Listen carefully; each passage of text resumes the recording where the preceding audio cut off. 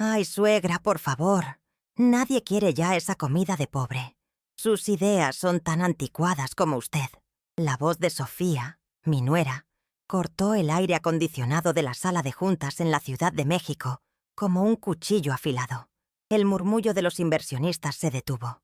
Sentí las miradas de todos sobre mí, algunas con lástima, otras con una curiosidad cruel. Yo no levanté la vista de mi taza de café. Me quedé observando cómo el vapor se desvanecía, igual que mi presencia en esa mesa. A mi lado, mi hijo Javier se encogió en su asiento, sin atreverse a mirarme. Un gesto de cobardía que me dolió más que el insulto de su esposa. Mantuve la calma. Mis manos no temblaron al dejar la taza sobre el plato de porcelana.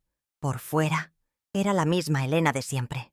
Por dentro, las palabras de Sofía se instalaron en mi pecho como una piedra helada, un peso que me dificultaba respirar, recordándome que para ellos yo ya no era más que un estorbo, una reliquia vergonzosa.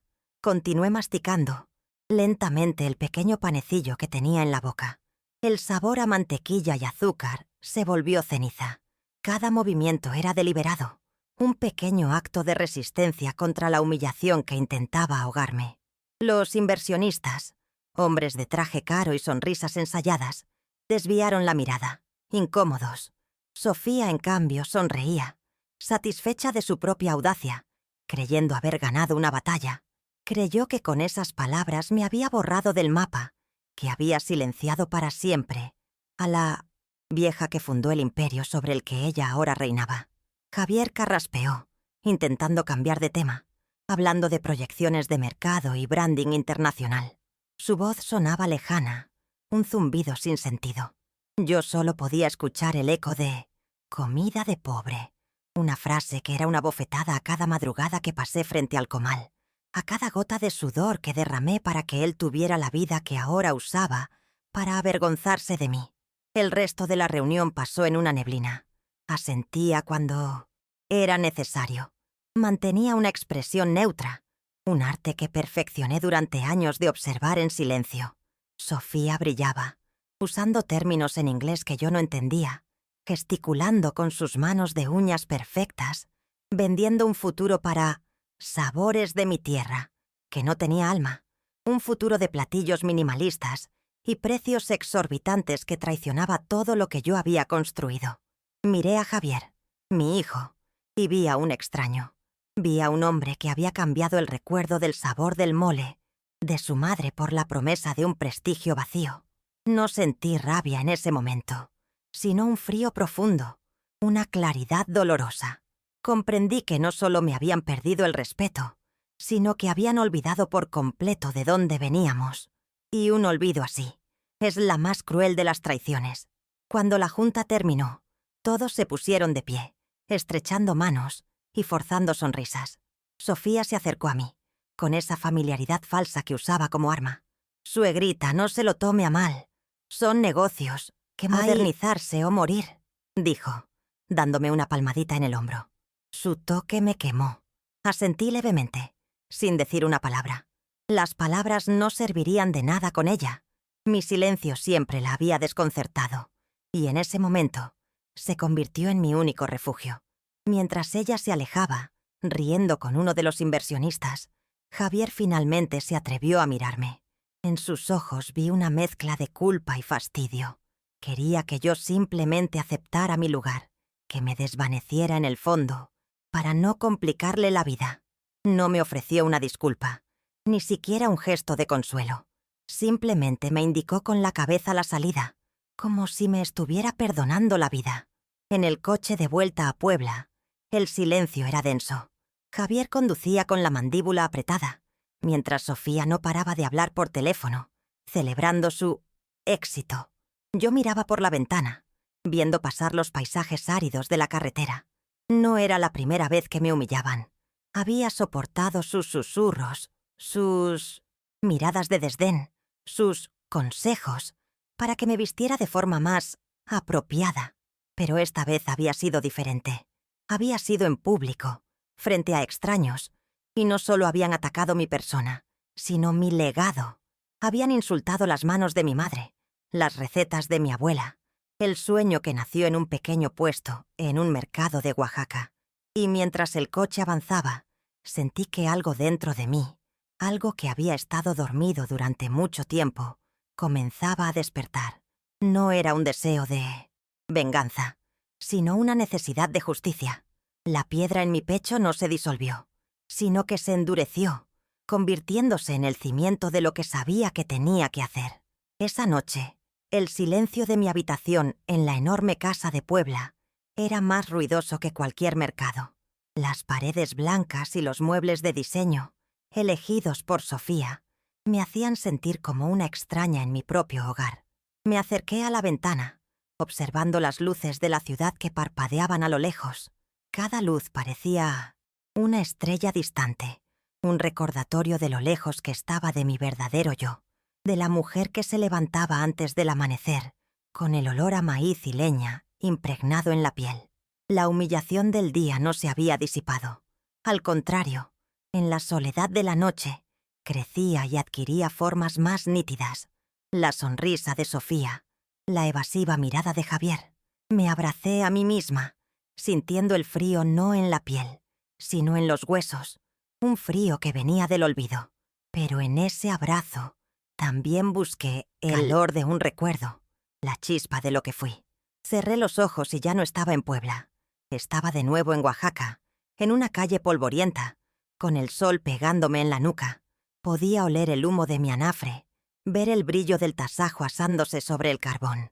Recordé mis manos, jóvenes y fuertes, moviéndose con una rapidez heredada de mi madre, doblando las tlayudas crujientes, esparciendo los frijoles refritos, el quesillo, el aguacate. Comida de pobre, la llamó Sofía. Pero yo recordaba las caras de mis clientes, el placer en sus ojos al dar la primera mordida, el agradecimiento sincero por un plato que no solo alimentaba el estómago, sino también el alma. Cada tlayuda vendida era una pequeña victoria, una moneda que se sumaba a un sueño mucho más grande. La educación de mi hijo Javier, la promesa de un futuro donde él no tuviera que conocer el cansancio que yo sentía en mi espalda cada noche. Una imagen vino a mi mente con una claridad abrumadora. Javier, con sus 7 años, sentado en un banquito de madera junto a mi puesto, haciendo su tarea a la luz de un quinqué. Se le manchaban los dedos de carbón, pero sus ojos brillaban con una inteligencia que me llenaba de orgullo. Recuerdo haber ahorrado durante meses, privándome de todo, para comprarle su primera enciclopedia. Cuando se la entregué, sus manitas apenas podían sostener el pesado tomo. Me miró con una admiración que era mi combustible. ¿De verdad es para mí, mamá?, me preguntó, y en su voz escuché la promesa de todo lo que podría llegar a ser. Esa noche, mientras él leía fascinado bajo la luz temblorosa, yo sentí que todo el esfuerzo, el sudor y el sacrificio valían la pena. Había plantado una semilla en tierra fértil. ¿En qué momento se secó esa tierra? El recuerdo de su gratitud infantil contrastaba dolorosamente con su silencio cómplice en la sala de juntas. Me pregunté cuándo había empezado a sentir vergüenza de esas manos que le dieron todo. ¿Fue en la universidad, rodeado de jóvenes de mis estos, familias adineradas? ¿O fue cuando Sofía entró en su vida, enseñándole a valorar el brillo de lo superficial por encima del peso del oro verdadero? Las memorias seguían llegando, como olas que golpeaban la orilla de mi conciencia. Recordé el día que firmé el contrato para nuestro primer local, un pequeño restaurante que nos sacó de la calle. Estaba tan nerviosa que mi mano temblaba, pero Javier, ya un adolescente, me tomó del brazo y me dijo: «Lo lograremos, mamá.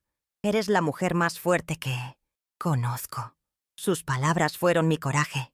Ahora, esas palabras se sentían como una burla. La fuerza que él una vez admiró era la misma que ahora consideraba anticuada. Me di cuenta de que ellos no veían la empresa como un legado, sino como un activo. No veían las décadas de mi vida invertidas en cada receta, sino un balance financiero que podía ser optimizado, vendido al mejor postor.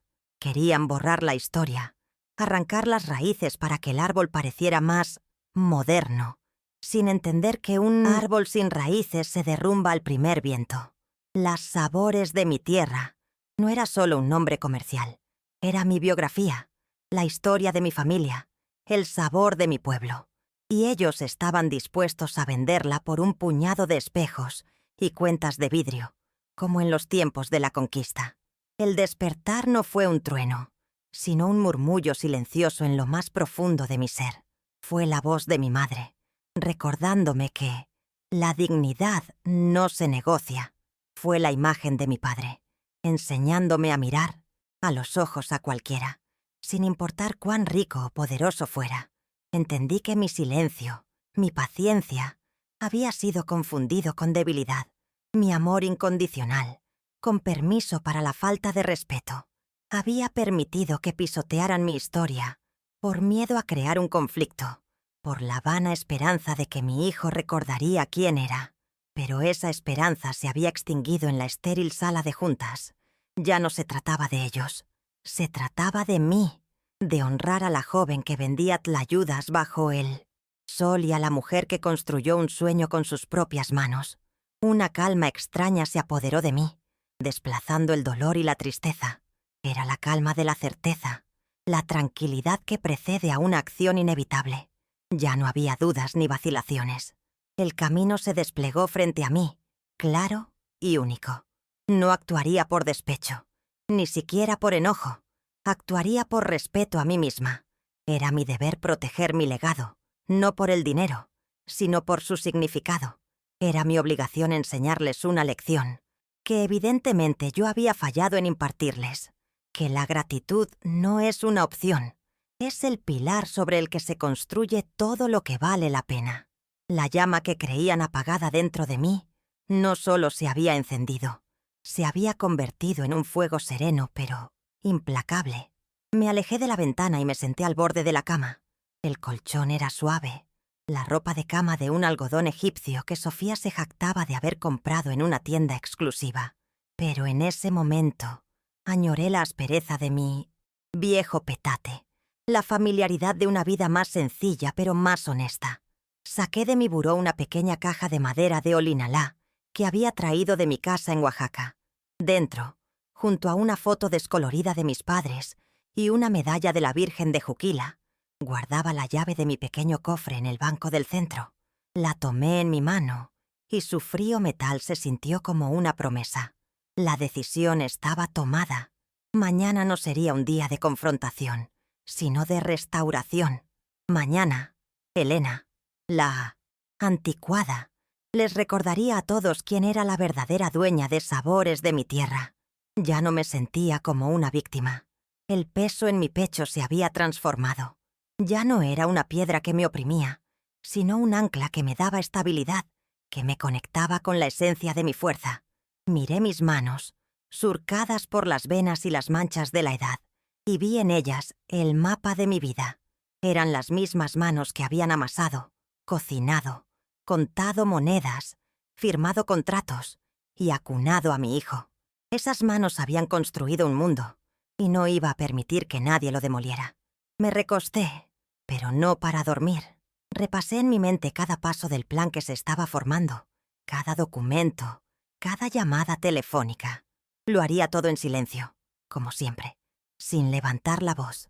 Mi fuerza no residía en los gritos, sino en la contundencia de mis actos. La noche avanzaba y yo me sentía más despierta que nunca. El dolor de la humillación se había convertido en un combustible limpio, una energía que me recorría el cuerpo. Sofía y Javier dormían tranquilamente en su ala de la casa, soñando con sus planes de expansión y modernidad, completamente ajenos al despertar silencioso que ocurría a pocos metros de distancia. Creían que la batalla estaba ganada, que la vieja finalmente había sido puesta en su lugar. No podían estar más equivocados. La batalla ni siquiera había comenzado.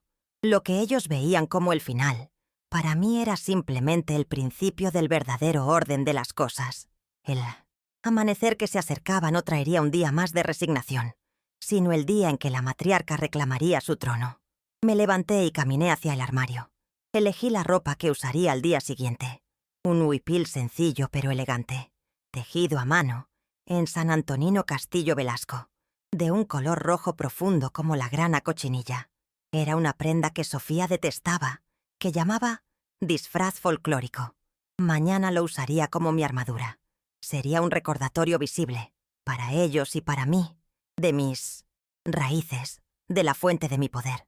No era un disfraz, era mi uniforme. Representaba la autenticidad que ellos querían borrar y que yo estaba a punto de restaurar. Al tocar la tela, sentí la conexión con generaciones de mujeres zapotecas, fuertes y resilientes. Me sentí parte de algo mucho más grande y antiguo que sus ambiciones efímeras. La reflexión nocturna había llegado a su fin. Ya no había más que pensar. Las memorias de sacrificio no me pesaban como una carga, sino que me impulsaban como un viento a favor. Cada recuerdo era una razón, cada desprecio un motivo. El amor por mi hijo no había desaparecido, pero se había transformado. A veces, el amor más grande no consiste en consentir, sino en poner un límite, en enseñar una lección dura pero necesaria. Los estaba salvando de su propia codicia, aunque ellos aún no lo supieran. El verdadero amor, a veces, exige un acto de severidad, y yo estaba lista para ser severa.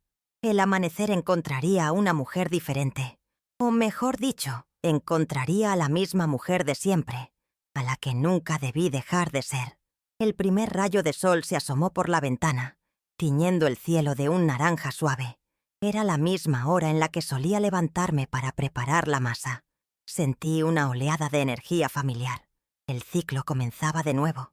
Me acerqué al espejo y me miré a los ojos.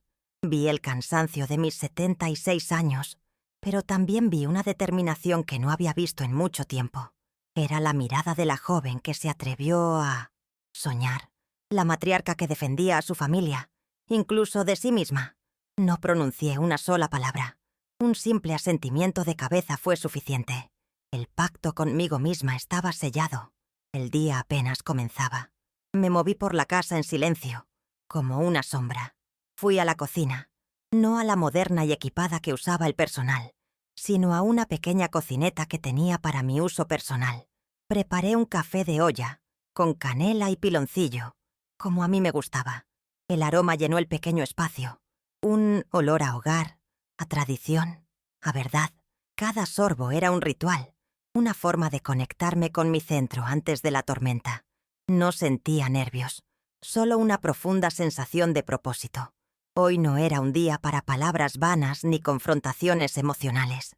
Hoy era un día para la acción, para los documentos, para las firmas, para los hechos irrefutables. La calma era mi aliada, el silencio mi estrategia. Bebí mi café lentamente, viendo cómo el sol subía en el horizonte. Pensé en el nombre de la empresa, Sabores de mi tierra. No era un eslogan, era una declaración de principios.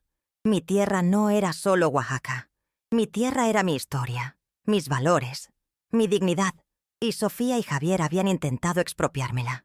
Habían intentado construir un edificio moderno sobre un terreno sagrado, sin respetar los cimientos.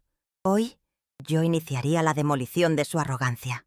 No para destruir, sino para reconstruir sobre bases sólidas, sobre los cimientos del respeto y la memoria. Terminé mi café y lavé la taza. Dejé todo en perfecto orden, un hábito de toda la vida. La disciplina que me había permitido construir un negocio desde cero era la misma que ahora usaría para recuperarlo. Mientras el agua corría sobre mis manos, pensé en Javier. Mi corazón de madre sentía una punzada de dolor. No quería hacerle daño, pero entendí que dejarlo continuar por ese camino sería el mayor daño de todos. A veces, para que un hueso roto sane correctamente, primero hay que volver a colocarlo en su sitio. Un proceso que es doloroso pero necesario. Hoy, yo era la curandera que ibas a acomodar los huesos rotos de mi familia. Con la mente clara y el corazón firme, salí de la cocina. El resto de la casa aún dormía, sumida en la ignorancia de la revolución silenciosa que estaba en marcha. Mis pasos no hacían ruido en los pisos de mármol. Me dirigí a la puerta principal, lista para comenzar mi jornada. No llevaba nada más que mi bolso, que contenía la llave del cofre y un coraje forjado en décadas de mi trabajo y sacrificio. El sol de la mañana me recibió en el rostro, y por primera vez en mucho tiempo, sentí que no me quemaba, sino que me acogía, como una vieja amiga. Mi destino era el centro de la ciudad, un lugar que conocía como la palma de mi mano. No llamé al chofer de la familia. Tomé un autobús, como lo hacía en los viejos tiempos. El traqueteo del vehículo, el murmullo de las conversaciones de la gente común, me hizo sentir viva, real. Me sentó bien el anonimato, ser una mujer más entre la multitud, lejos del mundo artificial que mi nuera había construido a mi alrededor. El viaje en autobús fue un pequeño peregrinaje, un regreso a la humildad que era la fuente de mi verdadera riqueza. Cada parada, cada rostro que subía, me recordaba el mundo para el que yo cocinaba, el mundo que Sofía despreciaba y que yo estaba a punto de defender.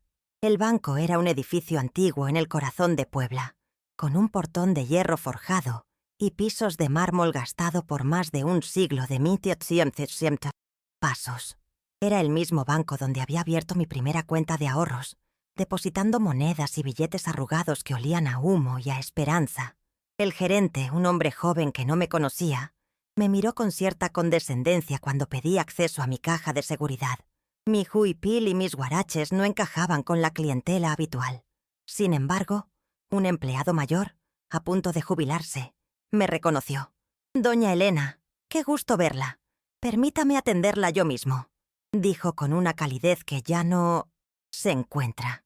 Su respeto fue un pequeño bálsamo en un día que se anunciaba largo. Me condujo a la bóveda, y el eco de nuestros pasos en el pasillo frío sonaba como el preludio de un acto solemne e inevitable. Dentro del pequeño cuarto privado, coloqué la caja de metal sobre la mesa. Mis manos no temblaron al girar la llave. Al levantar la tapa, el olor a papel viejo y a tinta llenó el aire. Allí estaba, la carpeta de piel que no había tocado en más de 10 años. Contenía el acta constitutiva de Sabores de mi tierra SADCB, los títulos de las acciones originales, todo a mi nombre, Elena Rivera, fundadora y accionista mayoritaria. Había documentos posteriores, borradores de cesiones de poder que Javier me había hecho firmar con el tiempo, pero mi abogado, don Ramiro, siempre me había aconsejado retener el control final. La confianza es buena, Elenita, pero los documentos son mejores, solía decir. Acaricié la carpeta. No era solo un conjunto de papeles. Era mi vida, mi poder, la prueba irrefutable de que yo era mucho más que una figura decorativa y anticuada. Salí del banco con la carpeta dentro de mi bolsa de mercado, un tesoro escondido a simple vista. Mi siguiente parada era el despacho de don Ramiro, a unas cuantas calles de allí. Mientras caminaba pasé por un restaurante de moda. A través del cristal vi a Sofía. Estaba sentada en una mesa con 2 mujeres igual de arregladas que ella, riendo a carcajadas, con una copa de vino blanco en la mano. Seguramente celebraba su magistral jugada en la reunión. Verla tan despreocupada, tan segura de su victoria, no me produjo ira, sino una extraña piedad. Vivía en un mundo tan frágil, construido sobre apariencias y desprecios, sin saber que los cimientos estaban a punto de ser removidos. Seguí mi camino, invisible para ella, una anciana más caminando por las calles de la ciudad, cargando con el destino de su mundo de cristal, en una bolsa de Ixtle. La oficina de don Ramiro era como un refugio en el tiempo. Paredes cubiertas de libros de leyes encuadernados en piel, el olor a tabaco y a café, un ventilador de techo que giraba perezosamente. Él, con sus 80 años y una mente más afilada que la de cualquier joven, me recibió con un abrazo. «Elenita, sabía que este día llegaría», dijo mirándome por encima de sus gafas. No tuve que darle muchas explicaciones. Le conté brevemente lo sucedido en la Ciudad de México. Él escuchó en silencio, asintiendo lentamente, su expresión endureciéndose con cada palabra. Cuando terminé, simplemente tomó la carpeta que yo le extendía, la abrió y empezó a revisar los documentos con una familiaridad reconfortante. Era un hombre que creía en la justicia y sabía que la justicia a veces necesita un empujón para manifestarse. «Todo está en orden», Como siempre, sentenció después de unos minutos. Tú sigues siendo la dueña del 60% de las acciones y la presidenta del Consejo de Administración con poder de veto. Legalmente, Elenita, la empresa es tuya. Ellos son solo administradores, empleados de lujo, por así decirlo. La claridad de sus palabras reforzó mi resolución. Discutimos los siguientes pasos. Convocaríamos a una reunión extraordinaria y urgente del Consejo. El único punto del día, una reestructuración de la junta directiva. Don Ramiro se encargaría de redactar y enviar las notificaciones oficiales esa misma tarde. «Será un placer», dijo con una media sonrisa. Ver la convicción en sus ojos me dio una fuerza adicional. No estaba sola en esto. La ley y la lealtad estaban de mi lado. Mientras mi abogado preparaba los oficios, mi mente divagó. Pensé en lo que significa ser madre. Uno cría a sus hijos esperando que vuelen alto. Les da las mejores alas que puede construir. Pero, ¿qué pasa cuando usan esas alas para volar tan lejos que ya no pueden ver el nido del que salieron? ¿Qué pasa cuando se avergüenzan de ese nido? Sentí una profunda tristeza por Javier. Lo había protegido tanto de las dificultades de la vida que, sin darme cuenta, lo había vuelto débil, incapaz de defender sus propios principios frente a la ambición de su esposa. Mi plan no era solo para castigarlos. Era, en el fondo, un último y desesperado intento de enseñarle a mi hijo el valor de las raíces, la lección que, por lo visto, se había saltado en todas las escuelas, caras a las que lo había enviado. Recibí una llamada de Javier mientras estaba en la oficina de don Ramiro. Su tono era de fastidio. «¿Dónde te metiste, mamá? Sofía y yo vamos a salir a cenar y la empleada no sabe qué quieres para la cena».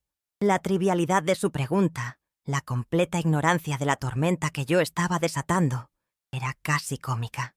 Le respondí con mi calma fiel habitual. «No te preocupes, hijo. Como algo sencillo. Que se diviertan». No sospechó nada. Para él, yo seguía siendo la anciana predecible y sumisa, una parte del mobiliario de la casa. Colgué el teléfono y mi corazón se sintió pesado.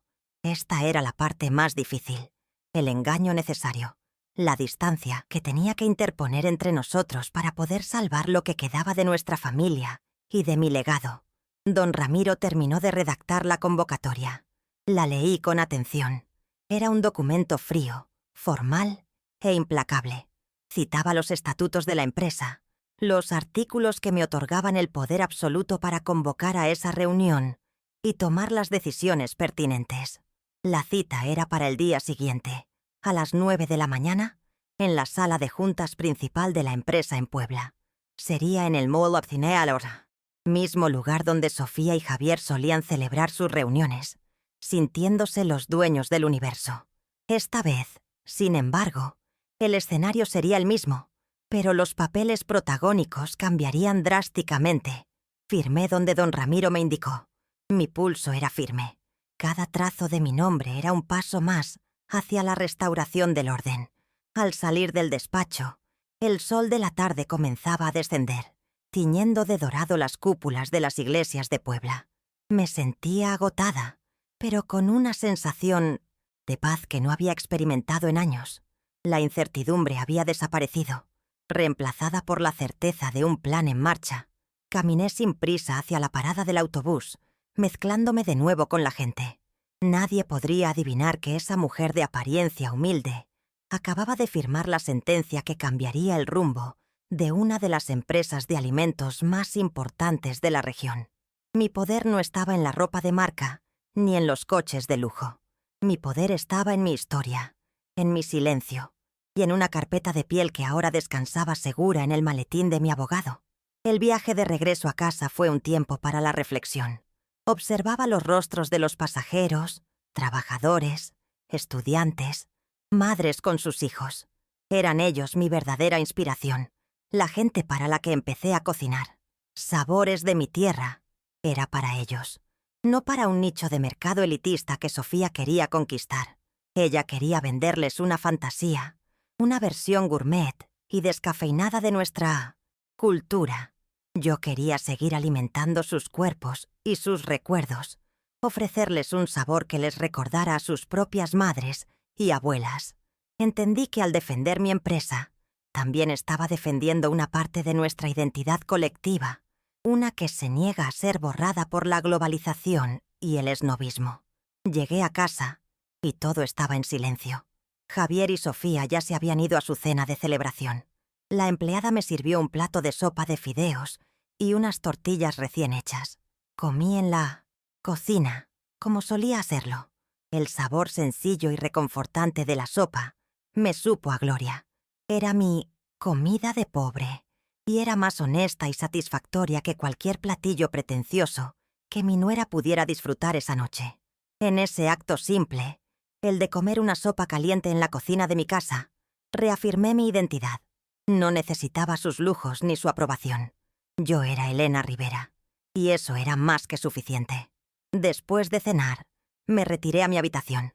No encendí la televisión. En mi mecedora, la misma que me traje de Oaxaca, y esperé. Sabía que pronto recibirían la notificación por correo electrónico. Imaginé sus reacciones, la confusión inicial de Javier, seguida por la ira y el desdén de Sofía. Probablemente se reirían. Pensarían que era una pataleta de vieja, un intento patético de llamar la atención. No se darían cuenta de la seriedad del asunto hasta que vieran la firma de don Ramiro y las cláusulas legales citadas. Dejé que lo subestimaran. Su arrogancia era mi mejor aliada. Efectivamente, un par de horas después, escuché sus voces alteradas llegando desde el otro lado de la casa. No eran gritos, sino un murmullo tenso, urgente. Escuché a Sofía decir: ¿qué se cree esta vieja ridícula? Y la respuesta débil de Javier: debe ser un error. Hablaré con ella mañana. No vinieron a mi cuarto. Decidieron ignorar la amenaza, seguros de que no era nada, de que yo no era nadie. Esa fue su última y más grave equivocación. Cerré los ojos, no para dormir, concentrarme, sino la calma antes de la batalla final. Mañana no necesitaría muchas palabras. Los documentos hablarían por mí. Me levanté y me preparé para dormir. Realicé mi rutina nocturna con la misma meticulosidad de siempre. Lavé mi rostro, cepillé mi cabello, recé mis oraciones. En mis plegarias no pedí por la ruina de mi hijo y su esposa. Pedí por su despertar. Pedí tener la fuerza para hacer lo que era correcto, no lo que era fácil. Pedí la serenidad para enfrentar sus rostros llenos de ira y confusión al día siguiente.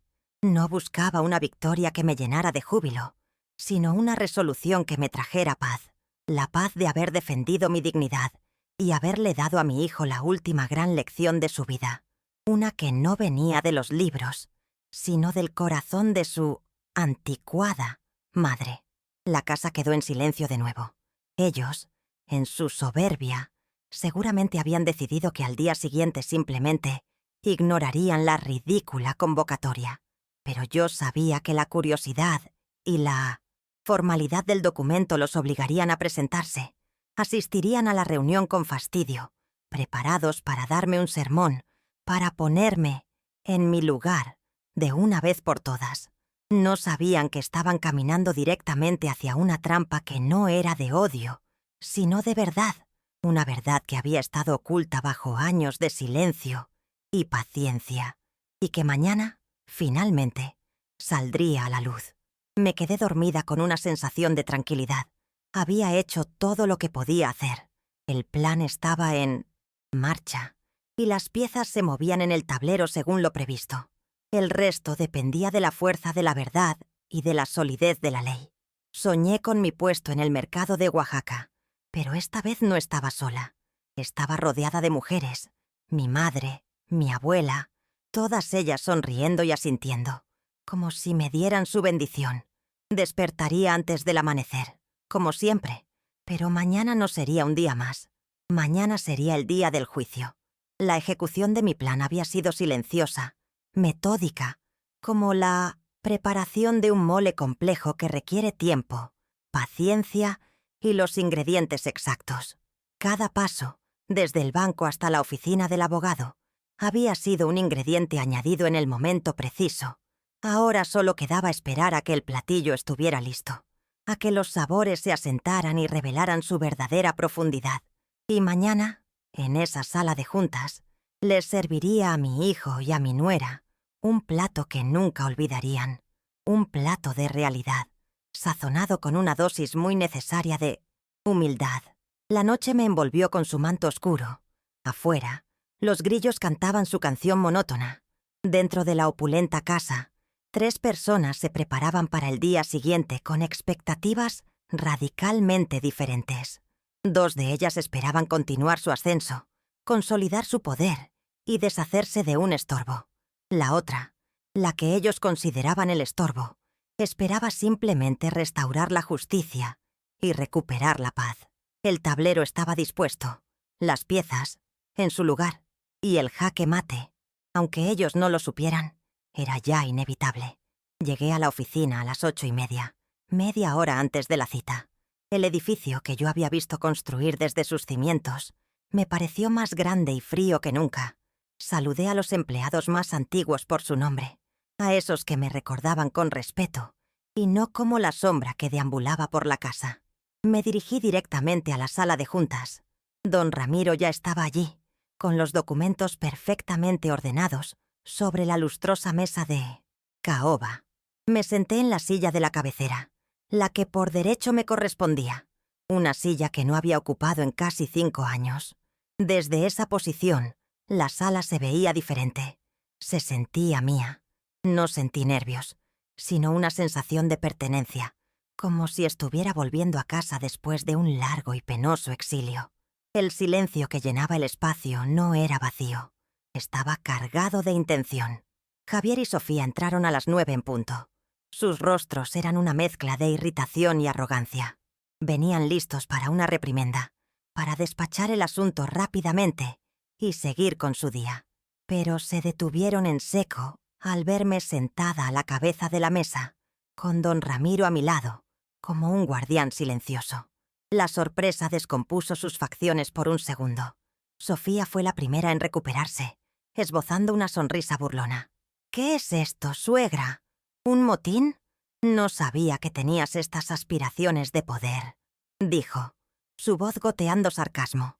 Javier permaneció en silencio, visiblemente incómodo, sin saber qué hacer ni qué decir, su mirada yendo de mí a su esposa, como un espectador en un partido de tenis que no entendía. Les indiqué con un gesto las sillas frente a mí. «Siéntense, por favor. La reunión del consejo está por comenzar». Tomaron asiento de mala gana, dejando un espacio de distancia, como si mi presencia les contagiara algo. Sofía cruzó los brazos, desafiante. Javier no dejaba de juguetear con su pluma, un claro signo de su nerviosismo. No perdí el tiempo en preámbulos.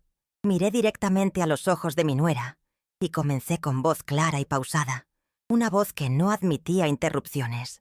Como presidenta del Consejo de Administración, convoqué a esta reunión extraordinaria para informarles de 2 decisiones importantes que se han tomado esta mañana. Sofía soltó una risita. «Perdón, ¿consejo? ¿De qué consejo hablas? El consejo somos Javier y yo, y no nos hemos reunido». Su confianza era tan grande, tan ciega, que resultaba casi lamentable. Estaba a chocar contra un muro que ni siquiera sabía que existía. Ignoré su interrupción. «La primera decisión», continué, manteniendo mi tono uniforme, «es que la propuesta de los inversionistas de la Ciudad de México ha sido rechazada en su totalidad. No estamos interesados en vender una participación de la empresa, ni en cambiar el enfoque de nuestros productos tradicionales». La mandíbula de Sofía se tensó. Vi un destello de furia en sus ojos. «Tú no puedes decidir eso. Ese acuerdo nos iba a hacer ganar millones», exclamó golpeando la mesa con la palma de la mano. Javier intentó calmarla, poniendo una mano en su brazo, pero ella lo apartó con brusquedad. El primer ladrillo de su castillo de naipes acababa de ser retirado y ya empezaba a perder la compostura que tanto se esforzaba en proyectar. «La segunda decisión», proseguí, dejando que el eco de su arrebato se apagara, «concierne a una reestructuración inmediata de la junta directiva». Ahora sí, Sofía se echó a reír, una risa estridente y llena de desprecio. «¿Qué consejo? Te vuelvo a preguntar. ¿Tú y quién? ¿El fantasma de mi suegro? Su crueldad ya no me hería. La miré con una calma que la desarmó, y entonces, lentamente, deslicé sobre la pulida superficie de la mesa la carpeta de piel que don Ramiro había abierto. Se detuvo justo frente a ellos. Yo, dije, y mi voz, aunque suave, llenó cada rincón de la habitación. Como accionista mayoritaria, con el 60% de esta empresa, vitalicia con poder de veto, yo decido. Presidenta, y lo que decido es ley. El silencio que siguió fue absoluto, pesado, denso. Sofía miró la carpeta como si fuera una serpiente. Javier la abrió con manos temblorosas. Vi cómo sus ojos recorrían las líneas del acta constitutiva, buscando un error, una escapatoria, algo a lo que aferrarse. Sus hombros se hundieron al darse cuenta de la verdad. El color desapareció de su rostro. Sofía, por su parte, se levantó de golpe, su silla chirriando contra el suelo. «Esto es ridículo. Es un truco. Javier, di algo. Estos papeles deben ser falsos». Pero Javier no podía hablar.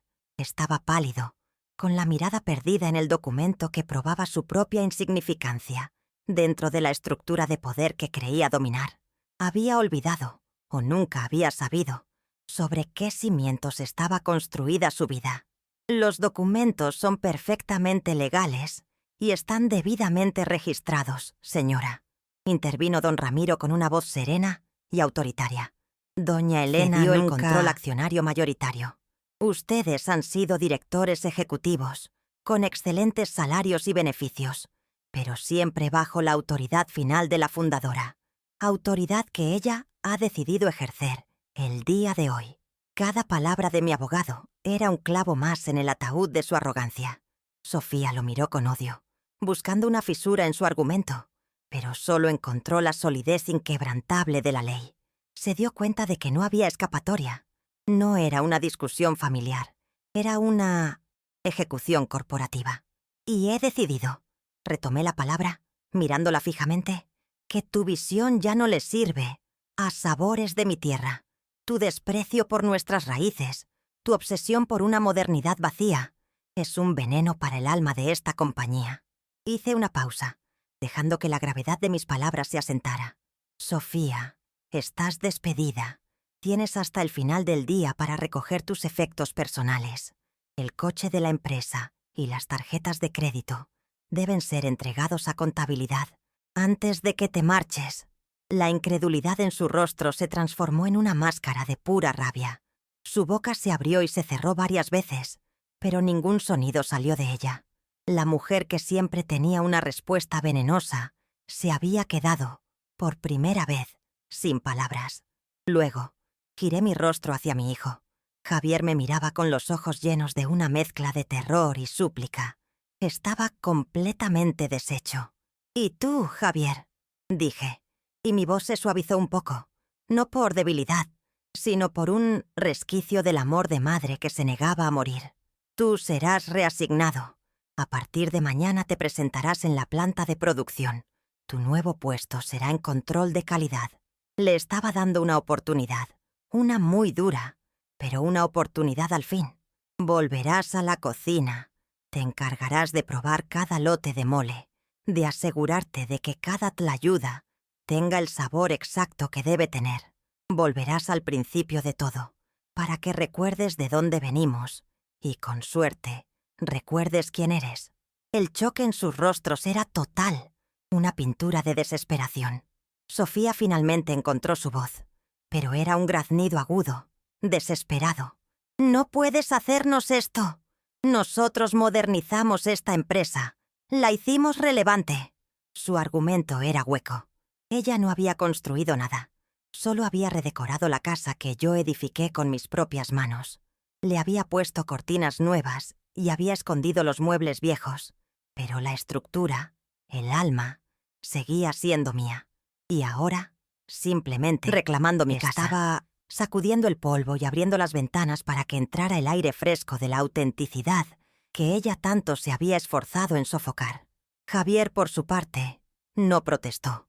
Simplemente bajó la cabeza, y 2 lágrimas gruesas rodaron por sus mejillas cayendo sobre el acta constitutiva. No eran lágrimas de rabia, sino de una vergüenza profunda y aplastante. En ese instante, se dio cuenta de todo, de su debilidad, de su ingratitud, del abismo al que la ambición de su esposa y su propia cobardía lo habían conducido. Había vendido su primogenitura no por un plato de lentejas, sino por la aprobación de una mujer que despreciaba a la madre que le había dado la vida. Su llanto silencioso era la confesión de su fracaso, no como empresario, sino como hijo. Me puse de pie. Mi silla no hizo ruido. La reunión había terminado. Don Ramiro se encargará de los detalles de la transición. El nuevo director general será nombrado por la tarde. Que tengan un buen día, dije, con la misma formalidad con la que había comenzado. Mi voz no tembló. No había en ella ni un ápice de triunfo ni de alegría, solo la firmeza de un acto de justicia necesario. No necesitaba regodearme en su derrota. Mi victoria no era sobre ellos, sino sobre la falta de respeto, sobre el olvido. Mi victoria era la recuperación de mi propia paz. Mientras me dirigía a la puerta, Sofía siseó mi nombre. Elena. Su voz estaba cargada de un veneno impotente. Me detuve, pero no me di la vuelta. Nunca te... Lo perdonaré, escupió. No respondí. Su perdón no era algo que yo necesitara ni buscara. El juicio que me importaba no era el suyo. Salí de la sala de juntas y cerré la puerta suavemente detrás de mí, dejándolos solos con los escombros de su mundo. El aire del pasillo se sentía más ligero, más limpio. Había arrancado la mala hierba de raíz. Ahora, el verdadero trabajo de reconstrucción podía comenzar. Caminé por los pasillos de mi empresa. Los empleados me miraban con una mezcla de sorpresa y curiosidad. Algunos de los más antiguos me sonreían discretamente, como si entendieran que algo importante había sucedido. No me detuve en la oficina de la presidencia, la que Sofía había redecorado con muebles minimalistas y arte abstracto. Seguí de largo. Bajé las escaleras y me dirigí a la única parte de la empresa donde siempre me había sentido verdaderamente yo misma. La cocina central. El lugar donde el milagro de los sabores de mi tierra ocurría cada día.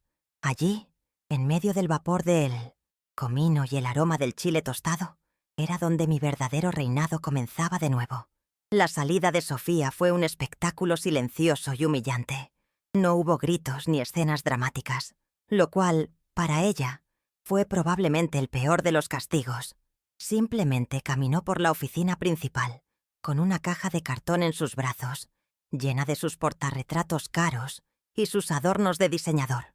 Los empleados no la miraron con burla, sino con una indiferencia helada que era mucho más cortante. Ella, que había gobernado ese espacio con una mezcla de miedo y desdén, se había vuelto invisible. Vi desde lejos cómo entregaba las llaves del lujoso sedán de la empresa. Su mano tembló visiblemente. Al cruzar la puerta de cristal por última vez, ya no era la CEO, la mujer de mundo. Era solo una mujer desempleada, despojada de todos los símbolos de estatus que había usado como armadura y como arma. Su poder, tan formidable hacía unas horas, se había evaporado como el humo.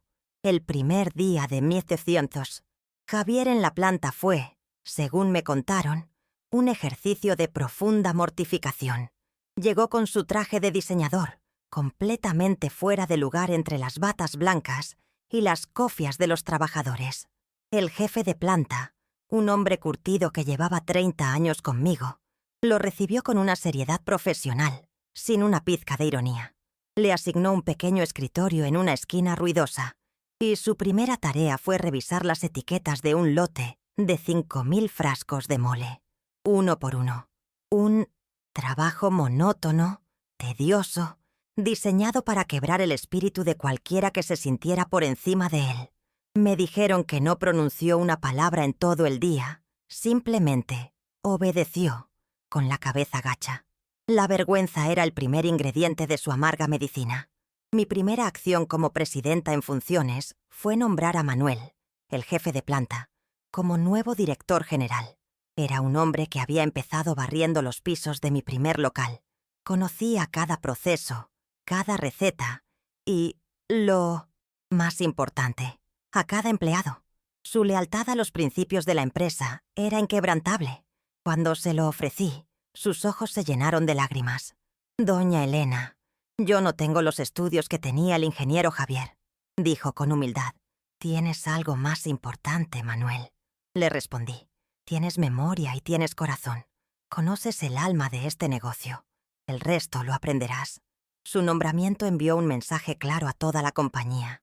El mérito, la lealtad y el respeto a nuestras raíces volvían a ser la moneda de curso en Sabores de mi tierra. No volví a ocupar la ostentosa oficina de la presidencia. Se la cedí a Manuel. Yo me instalé en una pequeña oficina que había sido un almacén de archivos, cerca de la cocina central. Pedí que me trajeran solo un escritorio sencillo, una silla y una cafetera. Mi lugar no estaba detrás de un escritorio imponente, sino cerca del corazón palpitante de la empresa. Empecé a pasar mis días caminando por la planta, hablando con los cocineros, probando las salsas, oliendo las especias.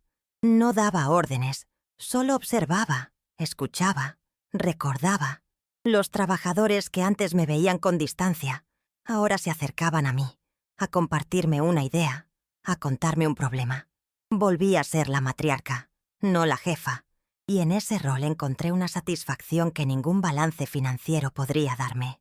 Las consecuencias para Sofía no tardaron en llegar. El mundo que había construido se derrumbó con una rapidez asombrosa. Sus amigas de la alta sociedad dejaron de contestar sus llamadas. Sin el título de CEO y sin el respaldo financiero de la empresa, ya no era una invitada deseable en sus exclusivos eventos. Intentó buscar trabajo en otras compañías, pero la noticia de su despido se había esparcido.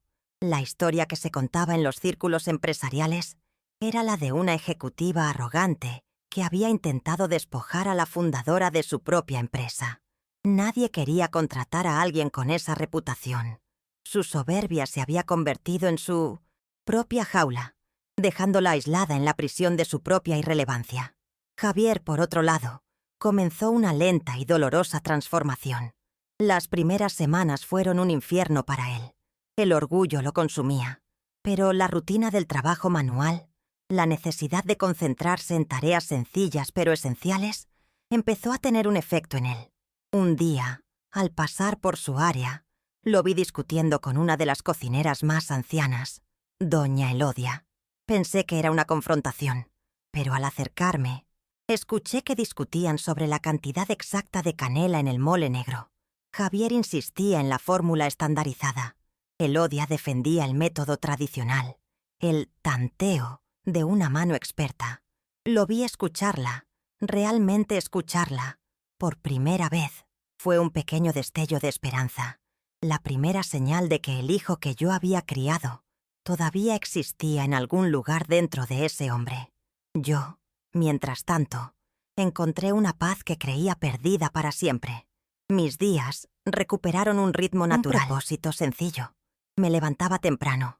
Cuidaba el pequeño huerto que había plantado detrás de la casa, donde cultivaba chiles y epazote. El contacto con la tierra me anclaba. Me recordaba de dónde venía toda la riqueza. No sentía alegría por la desgracia de Sofía, sino un profundo alivio. El ambiente tóxico que ella había creado a mi alrededor se había disipado y yo podía respirar de nuevo. La enorme casa de Puebla ya no se sentía como una prisión dorada, sino como un hogar tranquilo. La ausencia de su constante crítica y su energía negativa fue como quitarse un zapato que te ha estado apretando durante años.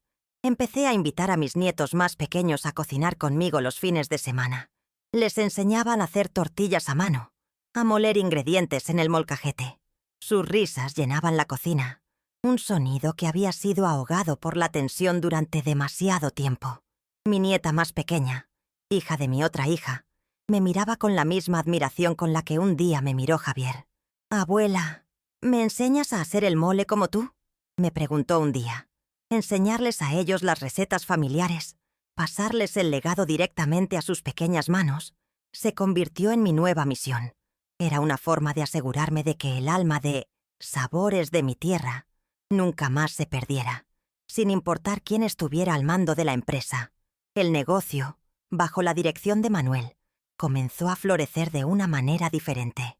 Se cancelaron los planes de lanzar productos gourmet y, en su lugar, se invirtió en mejorar la calidad de nuestras líneas tradicionales. Se relanzó la primera salsa que yo había creado, en un envase que homenajeaba el diseño original. Los clientes de toda la vida respondieron con un entusiasmo abrumador. Las ventas aumentaron, no por campañas de marketing agresivas, sino por la lealtad a una marca que había vuelto a ser auténtica. Demostramos que no era necesario traicionar las raíces para crecer. Al contrario, nuestras raíces eran nuestra mayor fortaleza. El argumento de venta más poderoso que teníamos, y que Sofía, en su ceguera, había sido incapaz de ver. Javier siguió en la planta. Unos meses después de su degradación, ocurrió algo inesperado. Hubo un problema con un proveedor de chiles, y un lote entero de mole corría el riesgo de echarse a perder. Fue Javier quien, usando sus conocimientos de química de la universidad, pero combinándolos con lo que había aprendido de doña Elodia, encontró una solución para estabilizar la mezcla sin usar conservadores artificiales. Salvó una producción valorada en cientos de miles de pesos. No pidió reconocimiento. Simplemente hizo su trabajo. Manuel me lo contó, impresionado. Por primera vez en mucho tiempo, sentí un brote de orgullo por mi hijo. Estaba encontrando su valor no en un título, sino en su capacidad, en su conocimiento aplicado. La relación entre Javier y Sofía, como era de esperar, se desintegró. Sin el estatus y el dinero que la empresa le proporcionaba, Javier dejó de ser útil para ella. Su amor estaba cimentado en la ambición compartida, y cuando esa ambición se frustró, no quedó nada que los uniera. Se separaron. Sofía se mudó de la casa, desapareciendo de nuestras vidas. No hubo un divorcio escandaloso, solo un final silencioso y patético para una sociedad que siempre fue más un negocio que un matrimonio. Sentí tristeza por mi hijo, por el fracaso de su familia, pero sabía que era una amputación necesaria para salvarlo de una infección que amenazaba con consumirlo por completo. Un domingo por la tarde, mientras yo estaba en mi jardín, Javier se acercó a mí. Hacía meses que apenas cruzábamos palabra más allá de lo necesario. Se quedó un rato en silencio, observándome quitar la mala hierba. «El epazote está creciendo bien», dijo finalmente. Su voz era tranquila, diferente. Luego me miró a los ojos. «Mamá, yo... lo siento». No dijo nada más, pero en esas 2 palabras escuché meses de arrepentimiento, de vergüenza y de una comprensión recién adquirida. No le respondí con un «te perdono» fácil. Simplemente asentí y le ofrecí un manojo de hierbas recién cortadas. «Llévalas a tu departamento. Te harán bien para el estómago». Fue un pequeño gesto, el inicio de un puente sobre un abismo que habíamos tardado años en cavar. Mi vida se llenó de pequeñas alegrías. Redescubrí el placer de leer, de escuchar música, de sentarme en el patio, a ver llover. Visité Oaxaca con más frecuencia, no por negocios, sino para caminar por las calles de mi juventud, para visitar las tumbas de mis padres, para reconectar con el espíritu del lugar que me vio nacer. La empresa ya no era una carga, una fuente de conflicto, sino una extensión de mi cocina, un legado que caminaba por sí solo, bien cuidado por gente leal. Mi papel ya no era el de luchar, sino el de vigilar, el de ser el faro que recordaba a todos cuál era el puerto seguro al que siempre debíamos volver. El respeto regresó a mi vida. No el respeto forzado que se le da a un jefe, sino el respeto genuino, que se gana con una vida de integridad. Los empleados me saludaban con un cariño que era palpable. Mi familia, mis otros hijos y nietos, me veían de nuevo como el pilar que siempre había sido. Había restaurado el orden, no solo en la empresa, sino en el universo de mi familia. La lección había sido dura para todos, incluyéndome a mí, pero había sido necesaria. Había aprendido que el amor incondicional no significa una paciencia infinita ante la falta de respeto. A veces, el amor debe ser firme para ser verdadero. Javier continuó su camino. Nunca le devolví su antiguo puesto. Siguió en la planta, ascendiendo poco a poco gracias a su propio mérito. Se convirtió en jefe de innovación, creando nuevos productos que honraban las recetas tradicionales pero con técnicas mejoradas. Se ganó el respeto de sus compañeros no por su apellido, sino por su trabajo.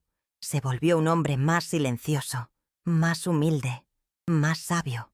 La herida entre nosotros comenzó a cicatrizar, no borrando el pasado, sino integrándolo como una lección aprendida.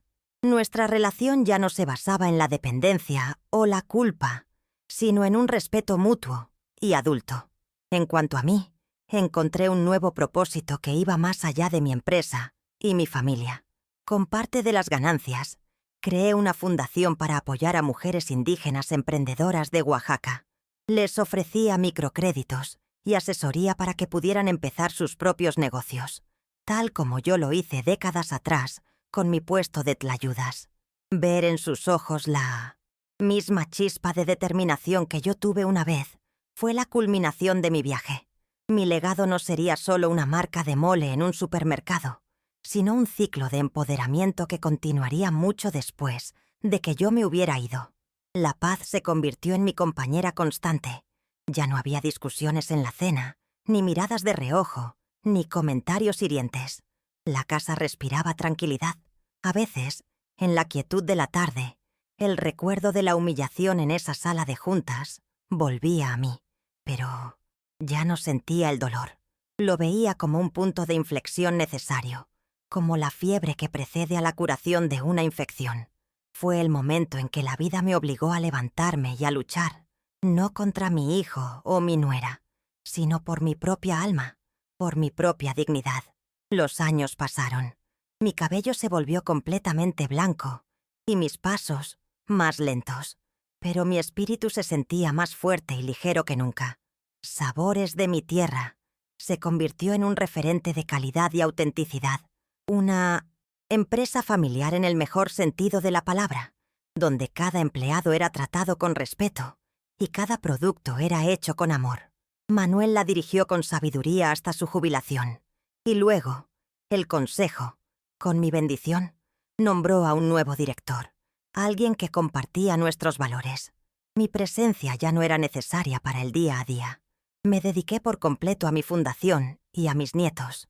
Les conté la historia de mi vida, no como un cuento de éxito empresarial, sino como una lección sobre la importancia de recordar siempre quién eres y de dónde vienes. Les enseñé que el verdadero valor no está en lo que tienes, sino en lo que eres, y que la dignidad es el único tesoro que nadie te puede arrebatar, a menos que tú mismo se lo entregues. Era un legado mucho más valioso que cualquier herencia monetaria que pudiera dejarles. Una tarde Javier vino a visitarme. Trajo consigo un frasco de una nueva salsa que había desarrollado. La probé. Era exquisita. Tenía el sabor de la tradición, pero con un toque novedoso y brillante. «Está perfecta, hijo», le dije. Él sonrió. Una sonrisa genuina, libre de la arrogancia del pasado. «Aprendí de la mejor», respondió. En ese simple intercambio, en ese momento de conexión a través del sabor, supe que todo había valido la pena. El ciclo se había completado. El hijo había regresado a casa. No a la casa física, sino al hogar de los valores que un día olvidó. Mi vida ahora es tranquila. Paso la mayor parte del tiempo en mi casa de Oaxaca, la que compré y remodelé, muy cerca de donde tuve mi primer puesto. El aire aquí huele a tierra mojada y a flores. Desde mi patio, puedo escuchar el bullicio del mercado, la música de mi pueblo. Ya no soy la poderosa dueña de una gran empresa. Soy simplemente Elena, una mujer que ha vivido una vida plena, que ha conocido el sacrificio y la recompensa, el dolor y la paz. Y esa paz, esa profunda y serena paz, es mi mayor victoria. No me arrepiento de nada. La decisión que tomé ese día fue la más difícil de mi vida, pero también la más necesaria. Me reafirmó a mí misma y, en el proceso, le devolvió a mi hijo la oportunidad de encontrarse. A veces, hay que podar un árbol de forma severa para que pueda volver a crecer fuerte y dar buenos frutos. Yo podé mi árbol familiar, y aunque la herida fue profunda, hoy sus ramas se extienden hacia el cielo, más sanas y robustas que nunca. El sol se pone sobre las montañas de Oaxaca pintando el cielo con los mismos colores intensos de mis huipiles. Siento una gratitud inmensa por cada paso de mi camino, incluso por los más dolorosos. Me enseñaron que la fuerza no se mide en gritos, sino en la capacidad de actuar con calma y convicción. Me enseñaron que el respeto no se exige, se impone con dignidad, y que el legado más importante que podemos dejar no es de dinero ni de propiedades, sino de valores que perduran en el tiempo. La empresa sigue prosperando, un testamento de que la autenticidad es un buen negocio. Javier encontró su propio camino, uno de humildad y trabajo duro, y yo encontré mi propósito final, no en dirigir, sino en inspirar a otras a que sigan sus propios sueños, a que nunca dejen que nadie les diga que sus ideas, o ellas mismas, son anticuadas, porque en lo antiguo, en las raíces, a menudo reside la sabiduría más profunda y la fuerza más perdurable. La brisa de la tarde trae consigo el aroma de las tlayudas, asándose en algún comal cercano. Cierro los ojos y sonrío. Es el olor de mis inicios, el perfume de mi victoria silenciosa.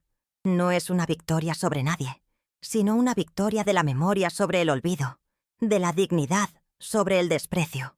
Es la paz de saber que he vivido fiel a mí misma, a mis orígenes, a los sabores de mi tierra. Y eso, al final del día, es lo único que verdaderamente importa. Me siento completa. La mujer humillada en la sala de juntas y la matriarca en paz que soy hoy son la misma persona, unidas por un hilo de resiliencia y autorrespeto.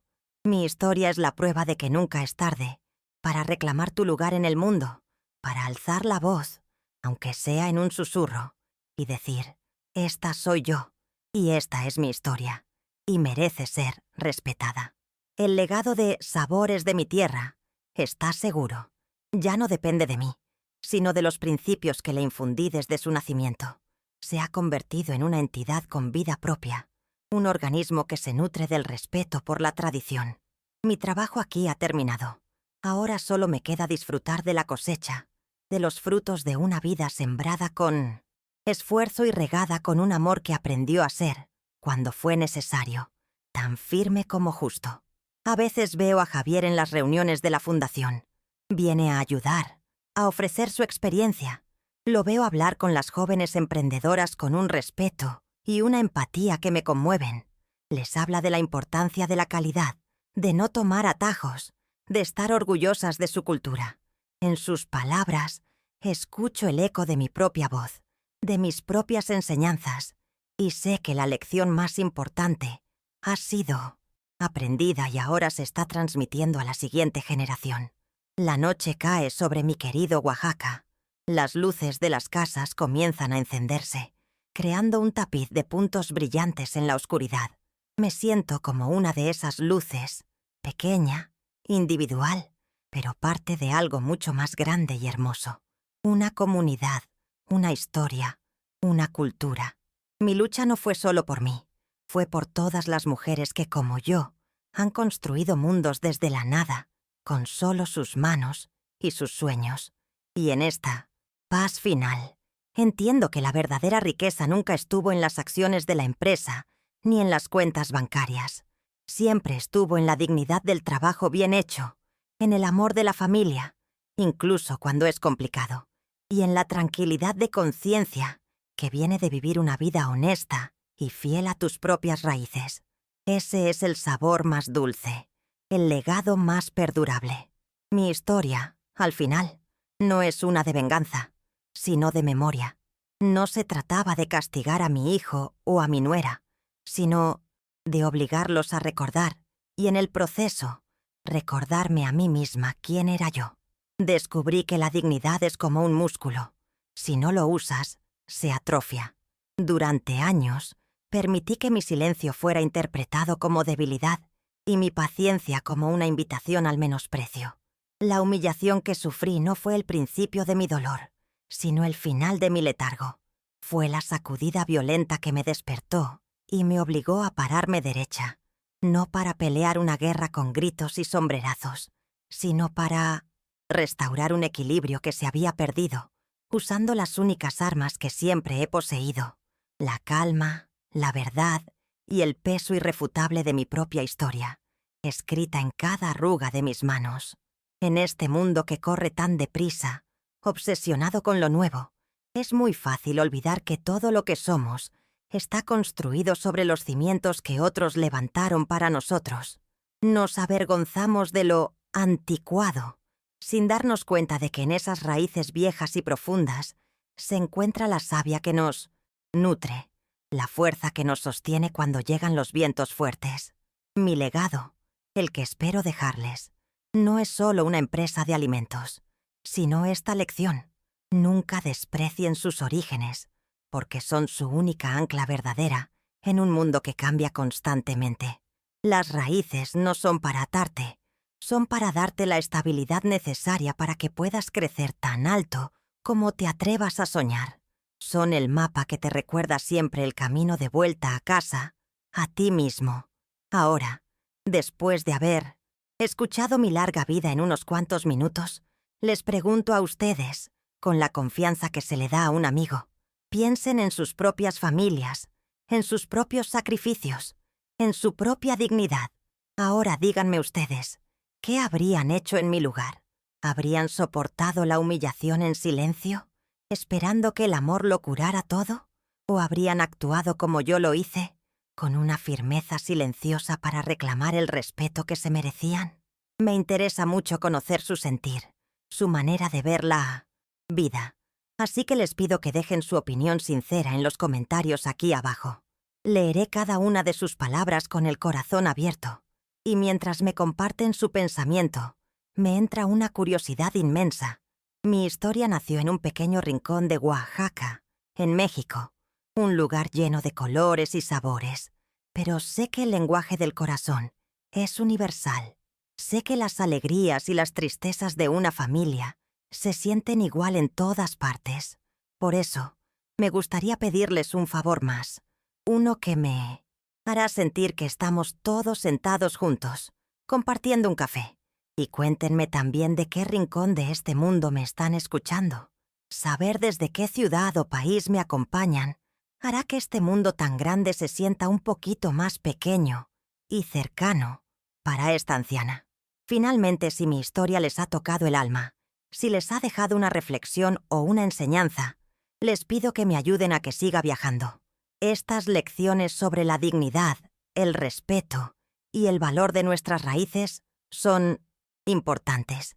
Y quizás alguien, en algún lugar, necesite escucharlas hoy. Para ayudar a que estas historias sigan llegando a más gente, les pido con toda humildad que se suscriban a este canal y compartan este video con sus seres queridos. Que mi voz, y la de tantas otras mujeres como yo, nunca se apague. Gracias por escucharme.